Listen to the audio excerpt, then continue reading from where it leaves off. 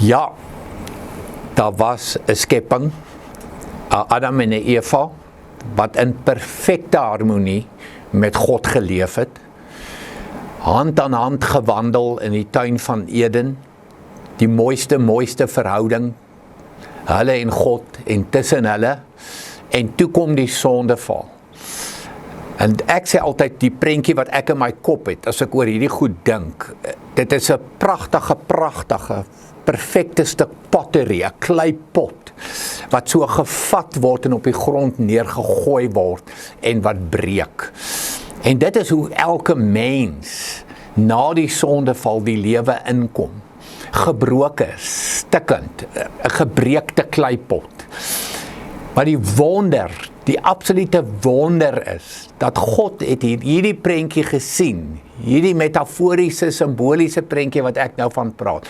God het hierdie stukkende potte gesien, en hy het dit besef en besluit, uit sy geweldige liefde en deernis vir die mens, sy empatie met jou en met my, hy moet 'n plan maak, hy moet iets doen, en toe stuur hy Jesus Christus sy seun aarde toe. En Petrus beskryf hierdie so mooi vir my en vir jou. Die herstel van potensiaal in jou lewe, die herstel van potensiaal van 'n gebreekte kleipot wat weer perfek heel gemaak word. 2 Petrus 1 vers 3 sê, sy goddelike krag het ons alles geskenk wat ons nodig het om te lewe en hom te dien. Dit kom deurdat ons hom ken wat ons geroep het deur sy heerlikheid en mag. So hoor mooi, hy het ons alles geskenk. Jesus se sterwe aan die kruis en die leë graf se opstanding uit die dood, dis alles. Dis 'n volmaakte werk, dis 'n volkome werk, en dis 'n geskenk vir jou en vir my, om terug te keer na ons volle potensiaal. En dan hierdie woorde, deurdat ons hom ken.